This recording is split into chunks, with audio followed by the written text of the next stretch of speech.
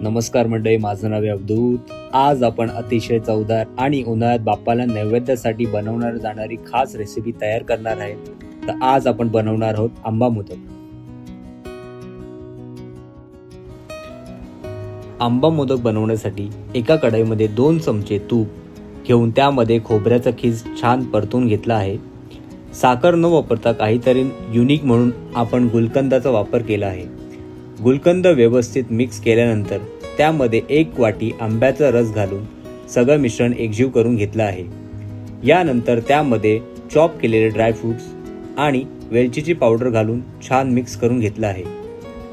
अशा प्रकारे आपल्या आंब्याच्या मोदकाचे सारण तयार झालेले आहे। आता उकडीसाठी एका पातेल्यात गरम पाणी घेऊन त्यामध्ये 1 चमचा तूप आणि 1 वाटी आंब्याचा रस आणि चवीनुसार मीठ घालून मिक्स करून घेत आहोत। सगळं व्यवस्थित मिक्स करून झाल्यावर एका ताटामध्ये उकडीचं पीठ काढून 2 मिनिटे थंड होऊ दिलं आहे। पीठ थंड झाल्यावर ते हाताने व्यवस्थित मळून घेतलं आहे। पीठ मळून झाल्यावर पिठाचा एक गोळा घेऊन त्याला वाटीसारखा शेप दिला आहे।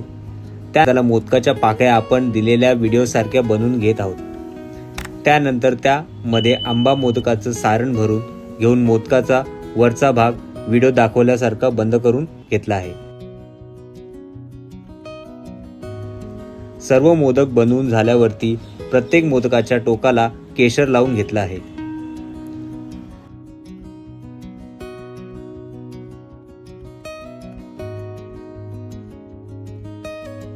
आता आपण मोदकाला वाफेवरती मीडियम फ्लेमवर 10 ते 15 मिनिटं वाफवून घेणार आहोत। आता आपले मोदक हे रेडी झाले आहेत। कोणी कोणी आंबा मोदक खाल्ला आहे त्यांनी नक्की कमेंट करा आणि व्हिडिओ आवडला असेल तर लाईक आणि सबस्क्राईब करायला विसरू नका।